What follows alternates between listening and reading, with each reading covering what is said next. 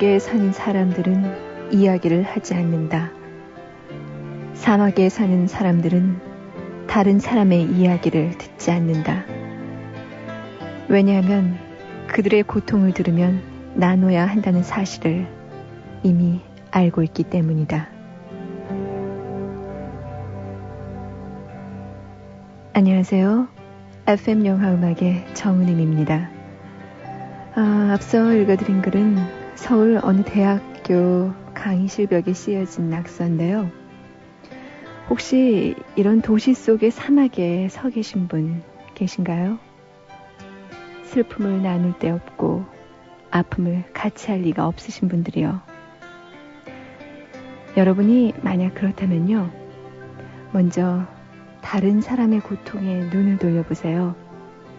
내가 옆 사람의 짐을 들어준다면 그도 곧 나의 짐에 손을 뻗을 겁니다. 자, 고통을 지닌 채 하늘을 넘기지 말고 털어버립시다.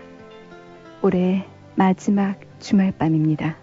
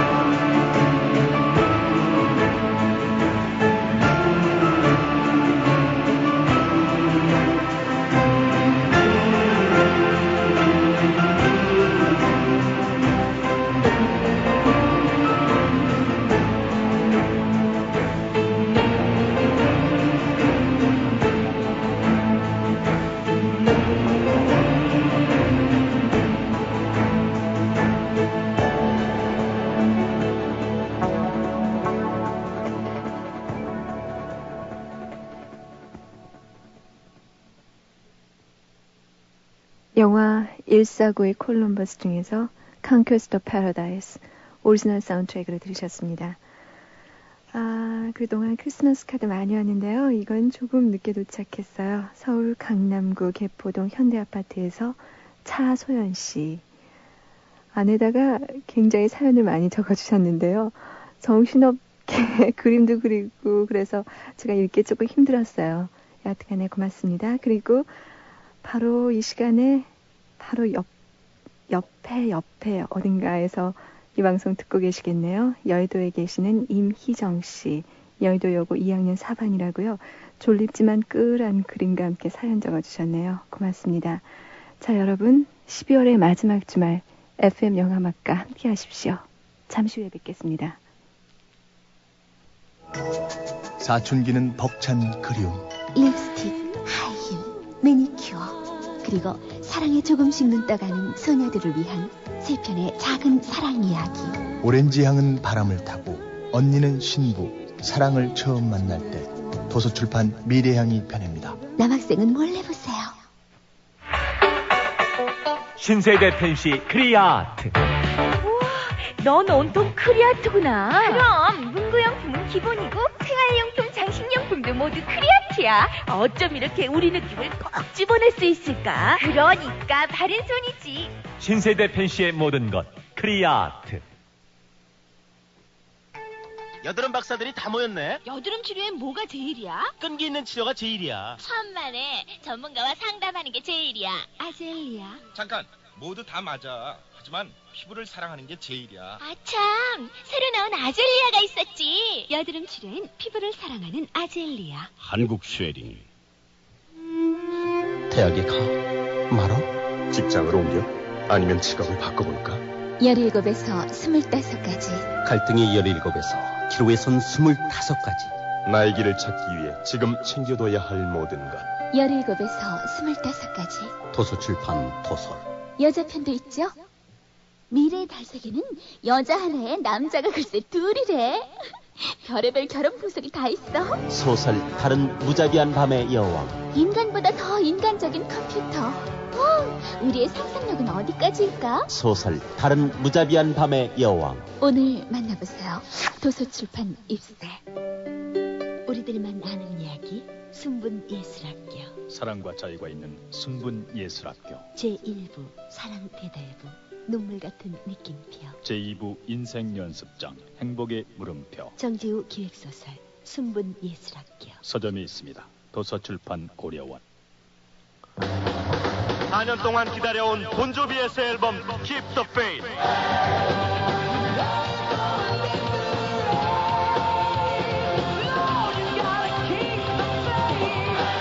지금 폴리그램에서 그들과 만나십시오.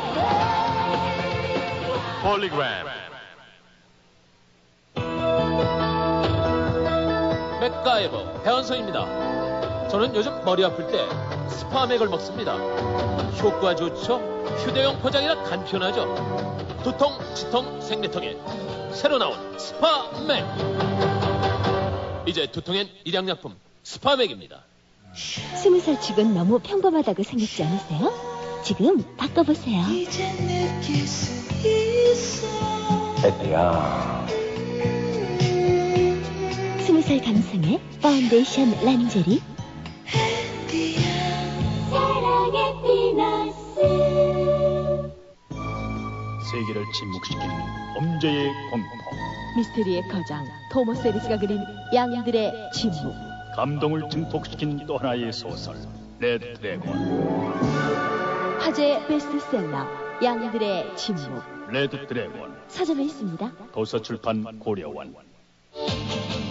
새로운 라면을 만든다는 건 쉬운 일이 아니지. 하지만 내가 어렸을 때 할아버지께서는 맥을 이어야 한다고 말씀하셨어. 엄선된 원료와 기술, 나만의 영감. 그래, 맛으로 해냈어. 이 새로운 라면은 라면 맥이라 불러야지. 라면의 맥은 삼형이 이어야 해. 얼큰한 해맛, 라면 맥. 피로가 몰려오는 이 시간 뭐 상큼한 거 없을까? 맞아, 레모나. 피로회복 기미 주근깨 비타민C 레모나. 상큼해. 자기 전에 레모나 하나. 내일 아침엔 개운할 거야. 경남제약 레모나. 정말 상큼. 캄캄한데? 소설 토정 비결을 아십니까? 네, 힘과 희망을 주는 소설이죠. 소설 토정 비결이요? 한국인이라면 읽어야 할 책 아닌가요? 전 감동으로 밤을 꼬박 샜어요. 선도의 대가 토정 이지함, 그 목소리가 들려온다. 소설 토정 비결. 도서출판 해냄. FM 영화음악 정은임과 함께하고 계십니다. 요즘에 하루 한 번쯤 이 말 안 하면 현대인이 아니라고 하는 말이 있죠. 바로 바쁘다라는 말인데요. 정말 그렇게 생활이 바빠진 것도 사실이지만요. 어쩌면 이 바쁘다는 말을 함으로써 우리의 초조하고 여유 없는 마음, 그것을 감추려는 것은 아닐까요? 앞을 향해서 열심히 뛰어가다가도 한 번쯤은 뒤를 돌아볼 수 있는 여유. 자, 새 영화를 소개해드리는 이 시간에는요, 이런 여유 느끼게 하는 영화 한 편 소개해드리겠습니다. 스타워즈, 인디아나 존스 등의 시나리오를 썼고요. 실버라도, 죽이고 싶을 만큼 사랑해. 이런 영화로 잘 알려진 감독이죠. 로렌스 카스탄 감독의 최신작 그랜드 캐년은 올해 베를린 영화제 작품상을 받아서 아주 세계적으로 그 작품성을 인정받은 영화입니다. 자, 영화 그랜드 캐년의 메인 타이틀입니다.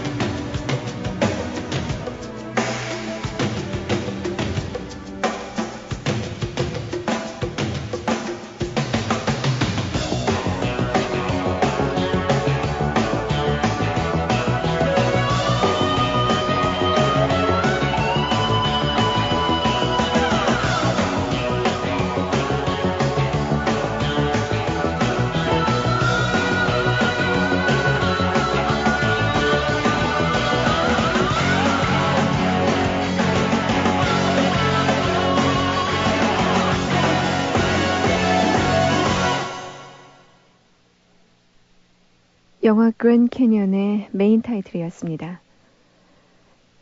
LA에 살고 있는 중산층의 변호사 케빈 클라인은 평범한 가정의 가장입니다. 어느 날 우연히 슬램가를 지나가다가 그의 차에 시동이 꺼집니다. 이 시동 꺼진 차를 보고 흑인 불량배들이 모여듭니다. 위협을 하면서요. 하지만 견인차 운전수인 흑인 시몬, 데니 글러브의 도움을 받죠. 이 사건으로 맥과 시몬은 인종차별을 넘어선 우정을 쌓아갑니다. 맥의 아내 클레어, 메리 맥도넬은 막 성년이 돼가는 아들을 바라보면서 그 자신의 삶에 허물을 느낍니다. 그러던 중 우연히 숲에 버려진 아기를 발견하게 되죠. 이 아기의 입양 문제로 남편과의 사이에는 긴장감이 돕니다. 한편 맥의 친구 데이비스, 스티브 마틴은 잔인한 폭력 액션 영화를 만들어서 큰 돈을 번 헐리우드 제작자입니다. 이런 그가 어느 날 강도의 습격을 받아 다리에 총상을 입죠. 자신이 영화 속에서 즐겨 쓰던 그 폭력에 바로 자신이 상처를 당한 겁니다. 이 때문에 자신의 직업과 사회 범죄와의 관계를 생각하게 된 그 데이비스는 이제는 다른 영화를 만들기로 결심합니다. 영화는 이 밖에도 맥과 그의 여비서 디의 이상한 관계, 또 디의 흑인 여자친구 제인, 그리고 제인과 시몬의 사랑 얘기, 또 흑인 갱들의 공포 속에 살고 있는 시몬의 여동생 가족 얘기, 이런 조그만 일상사들이 얽혀서 대도시의 생활들을 보여주고 있습니다. 자이든 타이든 서로 만나고 부딪히게 되는 도시인들의 삶. 하지만 우린 일상 속에서 이 만남과 인연의 소중한 의미 좀 쉽게 잊고 살기 쉽죠. 감독은 이런 얘기를 마치 한편의 수필처럼 영화 속에 담고 있습니다. 영화의 맨 마지막 장면은요, 시몬의 제의로 모두가 그랜드 캐니언을 방문하는 것이라고 하는데요. 그 자연의 거대한 모습을 통해서 인간의 근원을 되새겨보려는 그런 의도가 아닌가 생각됩니다. 마치 단편 영화를 모아놓은 것 같은 구성 방식, 그리고 6명의 독특한 배우를 캐스팅한 점, 이런 것들이 영화의 성공 요인으로 평가되고 있습니다. 자, 영화 그랜드 캐니언 중에서 한 곡 더 듣습니다. Searching for a Heart, 마음을 찾아서, 워렌 세븐의 노래입니다.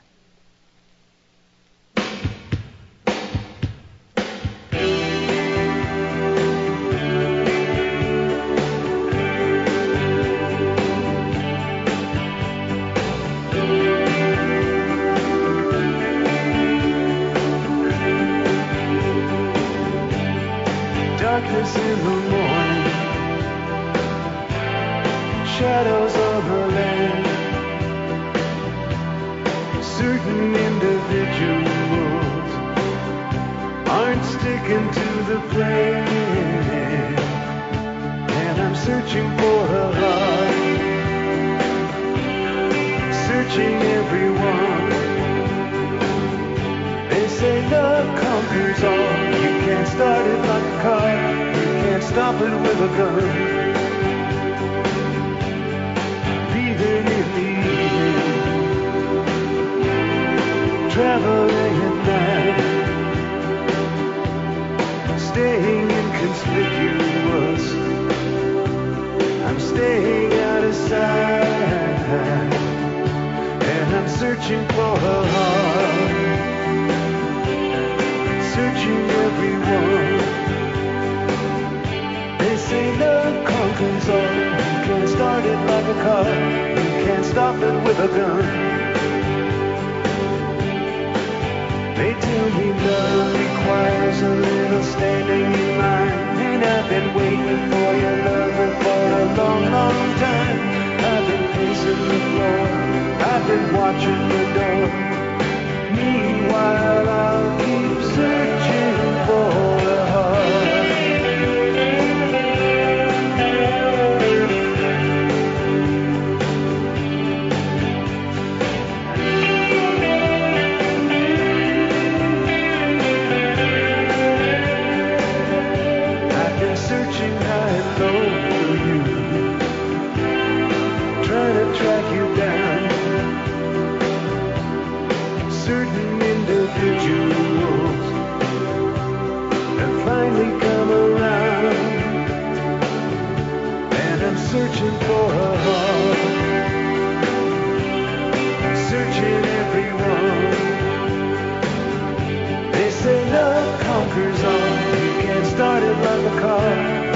stop it with a gun.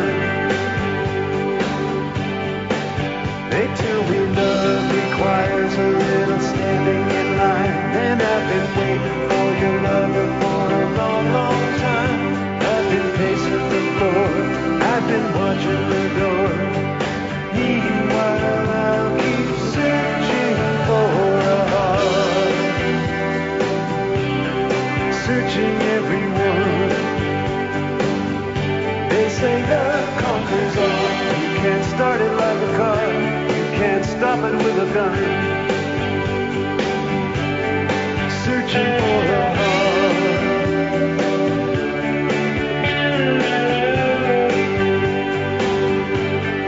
searching for a heart.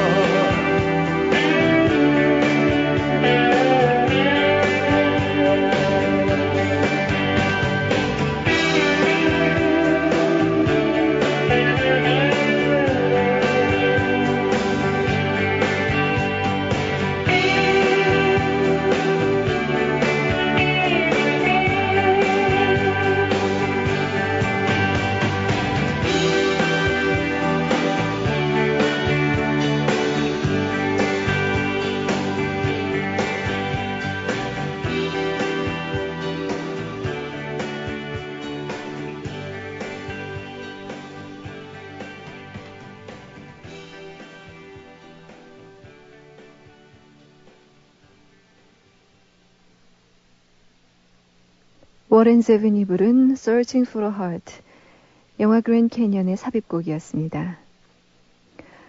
영국 감독 제임스 아이보리와 소설가 E.M. 포스터, 이 둘은 따로 놓고 생각할 수 없을 만큼 아주 밀접한 관계를 유지하고 있습니다. 그것은 제임스 아이보리의 대표작, 영화 전망 좋은 방, 모리스, 이런 영화들이 모두 포스터의 소설을 원작으로 하고 있기 때문인데요. 감독은 최근에 또 한편의 그의 소설을 영화로 옮기는데 성공했다고 하죠. 올해 칸느 영화제에서 특별상을 수상했고 전미 비평가 협회가 올 한해 최우수 영화로 뽑은 Howards End, 이것이 바로 그 작품입니다. 한 그저께쯤이었죠. 이 영화 저희 프로에서 소개해드렸었는데요. 그때만 해도 자료를 전혀 못 구했었거든요. 근데 바로 어제 자료를 구했습니다. 그런데 신문에는요, 하워드가의 종말, 이렇게 국내 제목을 달았었죠. 사실 이게 좀 잘못 번역한 것이었더라고요. 자, 제가 이제 말씀드릴 영화의 줄거리 들으시면요, 이것이 무엇을 뜻하는지 아실 겁니다. 이 영화의 배경은 빅토리아 시대입니다. 마가렛과 헬렌은 윌콕스 부부와 알게 됩니다. 마가렛은 외지에서 온 자유분방한 여인인 반면에 윌콕스는 보수적인 귀족 집안의 딸이죠. 두 사람은 좋은 친구가 됩니다. 그런데 갑자기 세상을 떠나게 된 윌콕스 부인은 멋진 정원이 있는 자신의 저택, 하워드 엔드를 마가렛에게 준다는 그런 유언을 남기죠. 이때부터 윌콕스 집안은 소용돌이에 휘말리게 됩니다.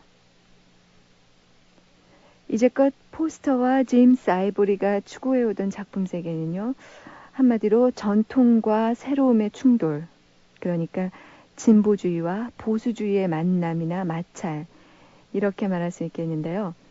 이 하워드 엔드도 그 예외는 아닙니다. 오히려 그 결정판이라고 평가받고 있죠. 하워드 엔드는 두 여인과 그 가족들을 통해서 그 귀족의 굴레에 갇혀버린 당시의 자유연애, 그리고 동성애, 이런 것들을 그대로 표현하고 있다고 하죠. 안소니 홉킨스, 바네사 레드글레이브, 엠마 톰슨, 이런 명배우들이 열연하고 있습니다. 자, 하워드 엔드 중에서 듣습니다. 탱고.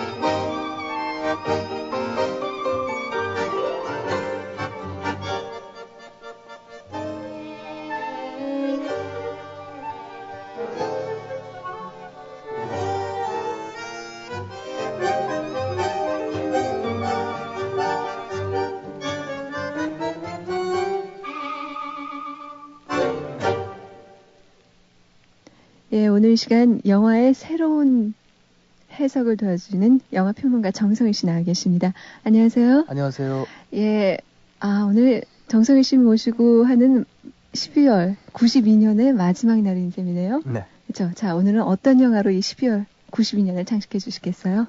크리스마스가 지난 다음 날 소개해드릴 영화는 아마도 금년에 가장 저주받은 걸작이라고 불릴 만한 영화입니다.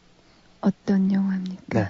우리나라 제목은 아주 촌스러운 리버 피닉스의 아이다호. 예. 원제는 My Own Private Idaho. 직역하자면 나 자신의 개인적인 기억 아이다호. 예. 이 정도가 되겠죠. 네. 이 영화는 사실은 맨 처음에 등장한 것은 미국에서는 개봉을 굉장히 늦게 개봉했습니다. 예. 그리고 오히려 일본이랑 네. 아니면 유럽에서 먼저 개봉이 되었고 예. 그 후 뉴욕 영화제의 오프닝으로 개봉되는 영광을 누렸고 예. 뉴욕 영화제의 평가를 통해서 미국에서 아주 큰 성공을 거두게 된, 말하자면 미국에서 만들어졌지만은 일본과 유럽을 통해서 거꾸로 그 평가가 수입된 영화이기도 합니다. 그렇군요. 그리고 우리나라에는 이상하리만큼 오해와 추측과 무성한 악의, 예. 엄청 잘려나간 필름, 엄청나게 많이 잘하죠. 그리고 정말 엉터리 번역 네. 때문에 해외에서의 평가가 과연 온당한지 아닌지조차도 가늠할 수 없을 지경이었습니다. 예, 저도 그 영화를 보면서 이게 도대체 무슨 영화야 이런 식으로 생각을 했었거든요. 굉장히 많이 잘라서요. 네. 자, 정성희 씨가 하나하나 차근차근 풀어주시겠죠? 우선 이 프로의 청취자분들이라도 그리고 열심히 영화 저널들을 챙겨보시는 분들도 구스 반 산트라는 이 감독에 대해서는 아마 거의 알려져 있지 않을 것으로 알고 있습니다. 이 감독에 대해서는 최근 92년도 12월호 까이리 시네마라는 프랑스 영화 잡지에서 스페시알 아메리칸 그래가지고 미국 영화 특집을 다뤘습니다. 거기서 90년대를 이끌어갈 미국의 가장 유망한 감독 5명을 뽑았습니다.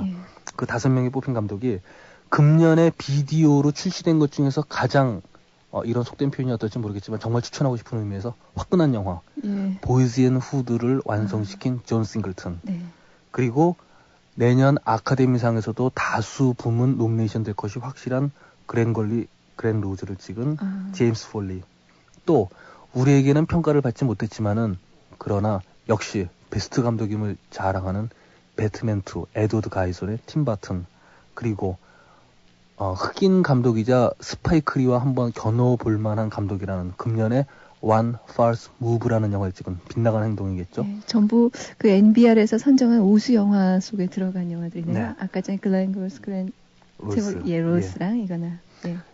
칼 프랭클린, 그리고 마지막으로 My Own Private Idaho의 구스 반 산트가 올라와 있습니다. 이 감독은 생년월일은 알려져 있지 않지만 인터뷰에 의하면은 역계산해서 1953년생으로 알려져 있습니다. 미국에는 두 개의 흐름이 있습니다. 하나는 헐리우드에 가서 성공하는 것, 또 하나는 소위 얘기하는 인디, 즉 독립 영화 감독으로 성공하는 것입니다. 그리고 90년대에 인디로 성공하려는 모든 감독들의 꿈과 인디들의 영웅은 바로 구스 반 산트입니다. 이 친구는 원래 로드 아일랜드 디자인 학교에서 미술을 공부했는데요. 같이 학교를 다닌 친구 중에는 데이빗 번이라고 있습니다. 혹시 락 음악 좋아하십니까? 저는 그다지 좋아하지는 않은데요. 이 친구가 바로 80년대 펑크락의 유명한 토킹 헤즈를 만드는 바로 리더이기도 한데요. 이 친구는 원래는 앤디 워홀 같은 팝 아트 취향의 화가가 되는 것이 꿈이었었습니다. 그런데 어느 날 미대 졸업생들이 만드는 단편 영화를 볼 기회를 갖게 되었습니다. 그리고 필라델피아 스쿨 오브 아트의 한 미대 졸업생이 만든 단편 영화를 보고 완전히 심취했었습니다. 그 영화 감독은, 그 졸업생은 후일 칸느 영화제에서 그랑프리를 받은 컬트 영화의 아버지, 바로 데이빗 린치였었습니다. 데이빗 린치 영화를 보고서 감동받은 이 친구는 1977년 단편 영화 The Discipline of D.E. DE의 치료라는 윌리엄 벌로우즈라는 소설 작가의 단편 소설을 갖고 영화화시켜서 뉴욕 영화제에서 크게 평가를 받았습니다. 하지만 금방 데뷔한 것은 아닙니다. 그 후 7년이나 기다려서 84년에 포틀랜드의 게이 소설가인 월터 커티스의 말라노체, 즉 하얀 결혼이라는 뜻의 소설을 읽고 감명받은 나머지 자기 고향인 오레곤주 포틀랜드로 다시 돌아가서 그곳에서 영화를 찍을 결심을 하게 되었습니다.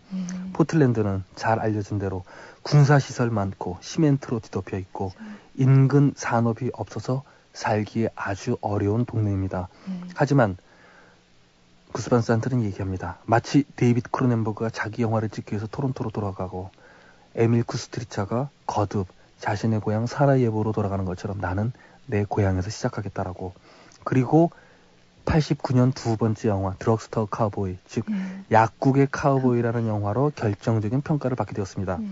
이 영화의 주연은 맷 딜런입니다. 그리고 맷 딜런이라는 스타를 이용해서 구스 반 산트라는 감독은 한 청년이 마약을 얻기 위해 약국을 습격했다가 그만 총에 맞아 죽어가면서 병원으로 실려가는 과정 속에서 떠오르는 회상을 자유분방하게 쫓아갑니다. 중요한 것은 이 영화는 물론 16mm 필름을 사용했고 흑백 화면과 칼라 화면을 사용하고 칼라 화면도 노출을 과다시켜서 지워지는 듯한 화면을 사용하는 실험적인 기법도 가득 차 있습니다. 하지만 중요한 것은 이 감독이 동세대 감독들 중에서 가장 따뜻하고 가장 인간적인 영화를 만들려고 한다는 것입니다.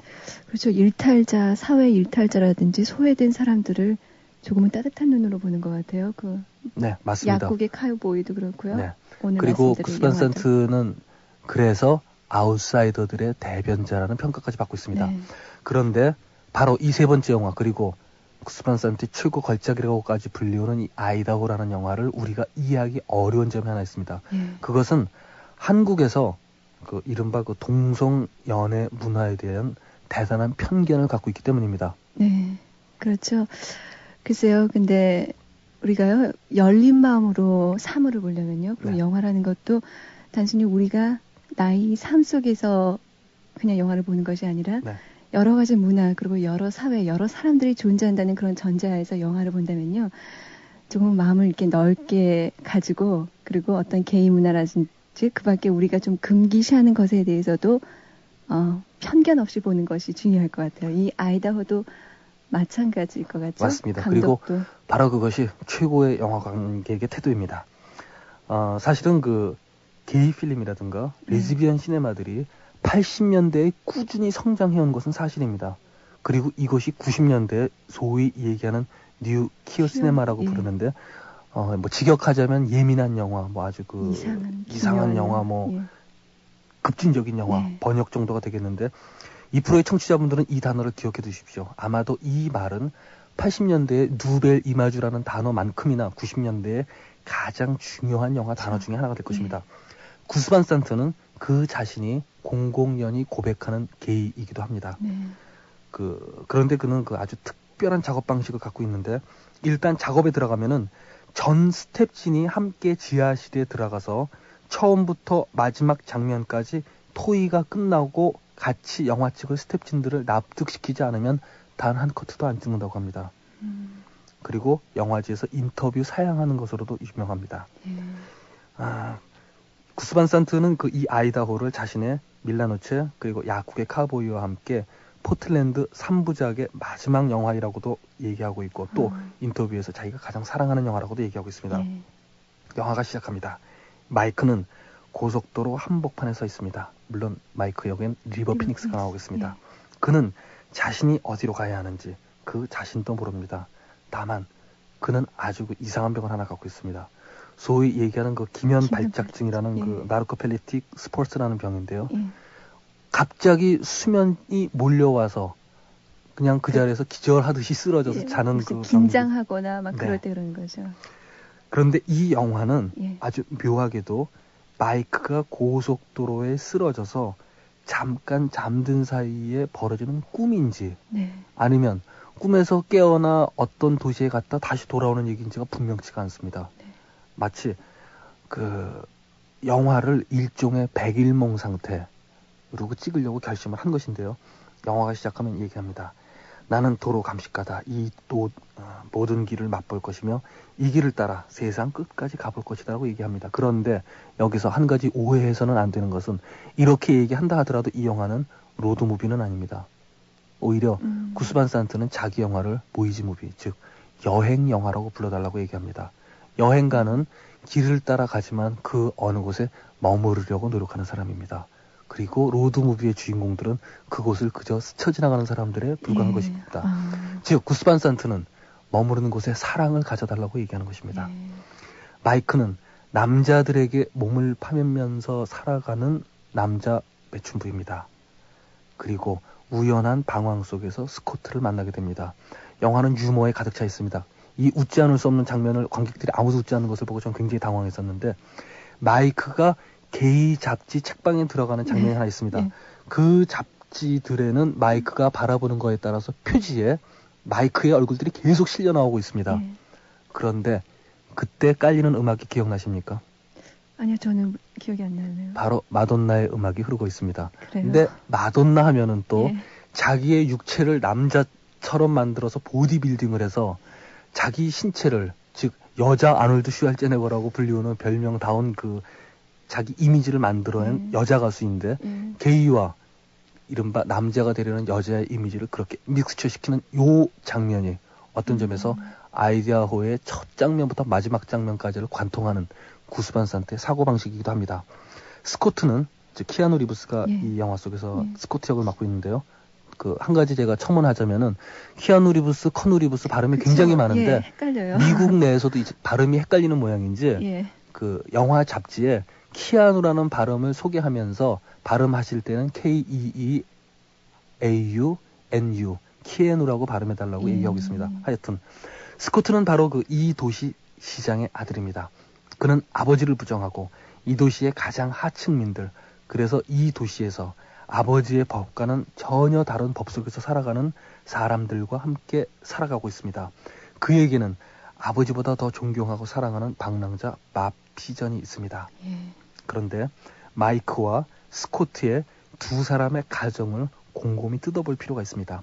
마이크는 어머니는 아버지한테서 도망치고 아버지는 죽었고 그리고 형 밑에서 자랐습니다. 그에게 형은 아버지였고 아버지는 형이었던 셈입니다. 그런데 스코트는 아버지의 권위를 부정하고 하층 생활을 즐기고 있습니다. 마이크의 꿈은 정상적인 가정을 갖는 것입니다. 그런데 스코트는 거듭 물어봅니다. 노멀 패밀리, 정상적인 가정, 그게 도대체 무슨 뜻이지라고 물어봅니다. 중요한 것은 이 장면에서 구스 반 산트가 사용하는 사운드 트랙, 즉 음악입니다. 이 영화 속에는 올드맨 드랙이나 딥 나잇이나 홈 언 더 렌지 같은 노래들이 계속 사용되고 있습니다. 이것은 20년대에서부터 50년대에 이르는 레드벨리 같은 미국 포크 민요 가수들이 부르는 노래들을 거의 집성하다시피 한 것입니다. 그런데 이 음악들이 가장 유행했었던 것은 60년대 반전 문화가 이루어지고 저항 세대가 자라나선 소위 이야기하는 우드스탁 세대들이 즐겨 사용하던, 밥 딜런을 우상으로 나섰던 그 세대들의 영웅적인 노래들이었습니다. 그런데 이 노래를 구스 반 산트는 완전히 패로디 감각으로 사용하고 있습니다. 말하자면 간단히 얘기하면 우리나라에서 그 부활하는 사나라든가 아니면 친구 같은 노래들이 갖고 있는 일정한 의미가 있습니다. 그런데 그 노래를 그는 우리나라로 얘기하자면 이를테면 에마 부인 장면에 사용하는 식으로 사용하는 것입니다.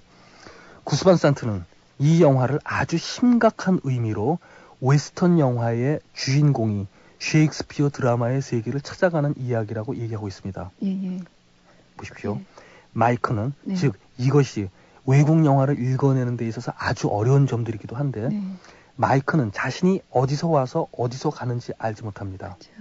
즉 서부 영화의 주인공의 기본적인 성격을 지니고 있습니다. 그리고 그가 갖고 있는 것은 단 하나, 몸을 팔 때 사용하는 바로 그 자기의 상징뿐입니다. 남성의 상징뿐입니다. 그리고 그것이 소위 얘기하는 프로이드 심리학에서 총잡이들이 갖고 다니는 총과 크게 다른 것은 아닙니다. 그가 갖고 있는 것은 그거 단 한 가지입니다.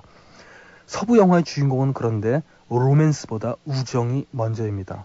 그러나 그 우정은 로맨스를 숨겨놓은 우정이기도 합니다.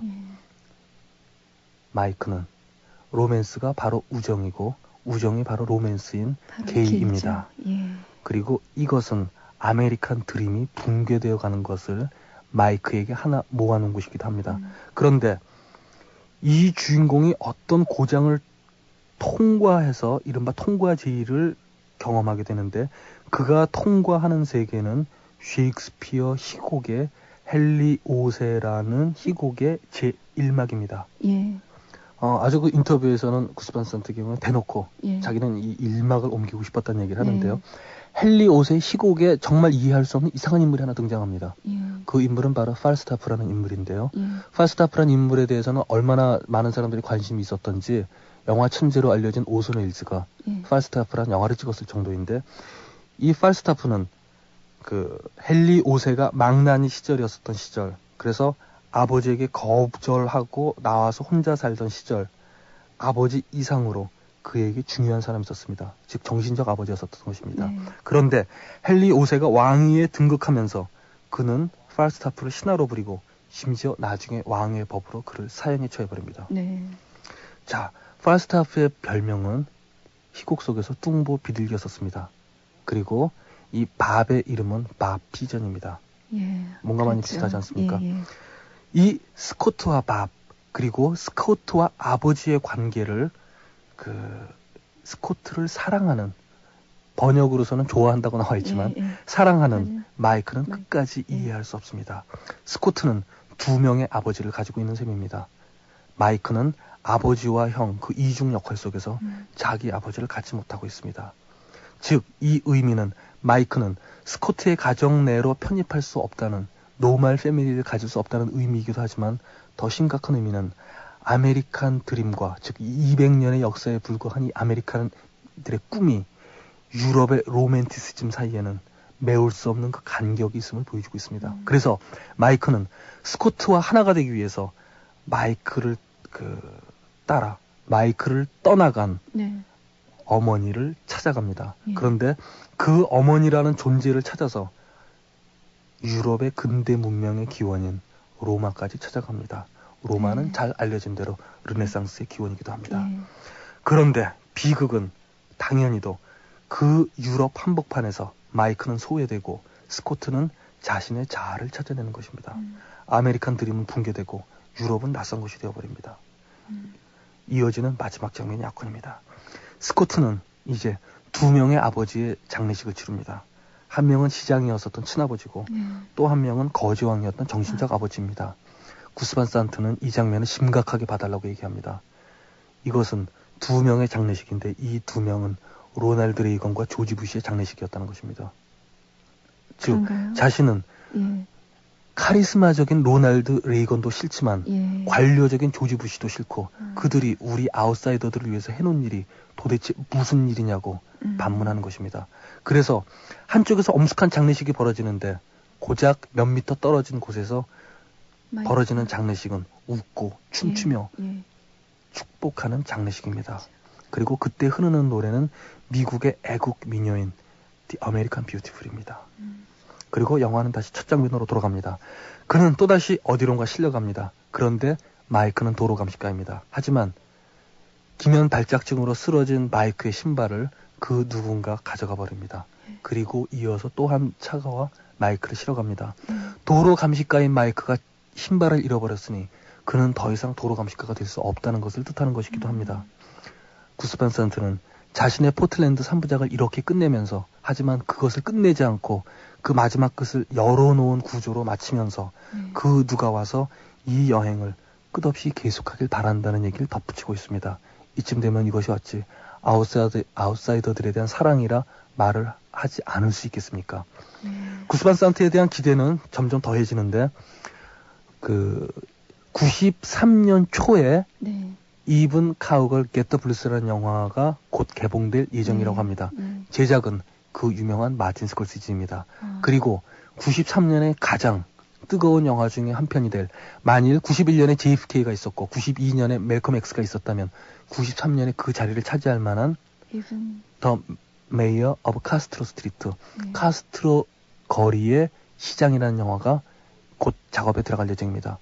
제작자는 바로 JFK의 올리버 스톤입니다. 올리버 스톤이 원래 찍으려고 했었던 이 영화를 구스반 산트에게 넘기며 하는 말인 즉슨, 그가 나보다 이 영화를 더 잘 찍을 것을 확신하기 때문에 이 프로젝트를 그에게 넘긴다라고까지 얘기하고 있습니다.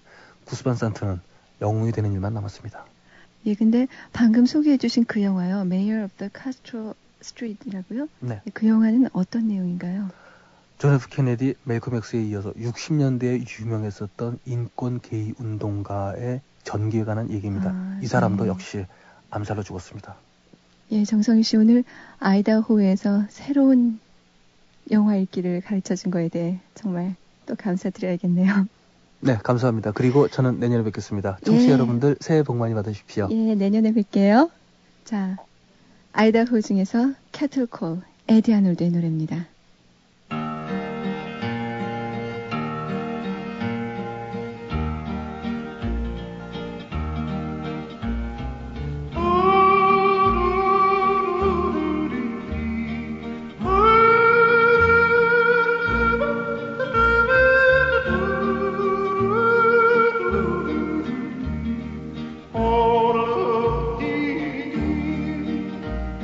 The cattle are prowling, the coyotes are howling, way out where the doggies bawl. Where spurs are a-jingling, a cowboy is singing this lonesome cattle call.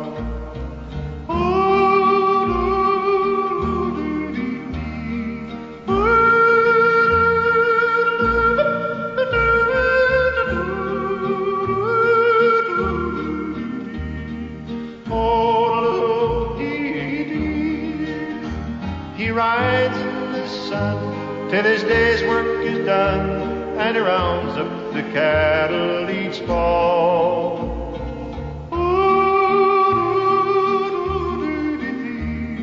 Singing his cattle call. For hours he would ride on the range far and wide, when the night winds blow up a squall.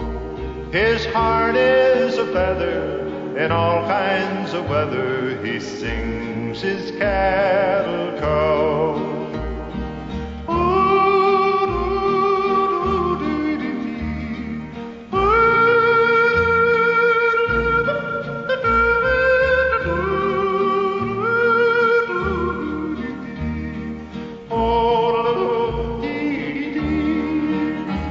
He's brown as the berry from riding the prairie, and he sings with an old western drawl.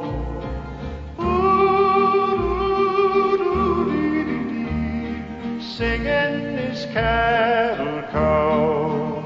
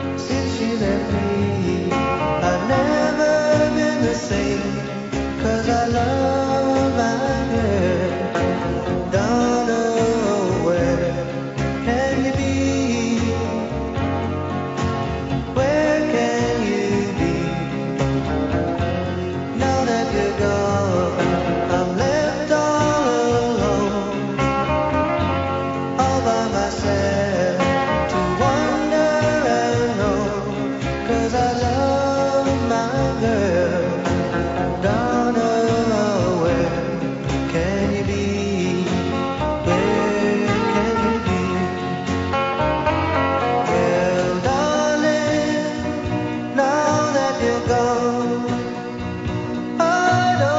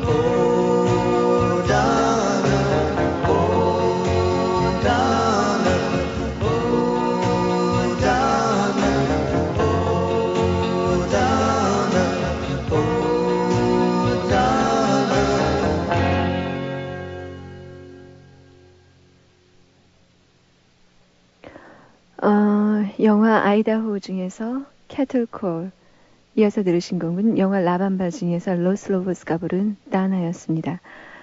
제가 아까 전에 정성희 씨과 인사드리면서요, 내년에 뵐게요 이랬는데 내년이란 말을 해놓고도 제가 참 이상하게 느껴지는 거 있죠. 이제 진짜 올해가 한 줄밖에 안 남았네요. 아, 기분이 참 이상합니다. 자, 서울 서초구 방배 이동의 최은성 씨. 벌써 3번째 엽서죠. 내일이면 기말고사가 모두 끝나요 하셨는데 지금쯤은 방학에 들어가셨겠네요. 그리고 대구 동구 효목 이동의 이승원 씨는요. 작은 누나 등남을 축하해달라고요. 예, 축하드립니다. 자, 서울 강남구 도곡동 개포 한신아파트의 김신영 씨, 대숙명여고 2학년신 최수준 씨 함께 들어주세요. 서울 강남구 도곡 이동의 김범석 씨가 신청하신 곡, 영화 모베터 블루스 중에서 모베터 블루스입니다.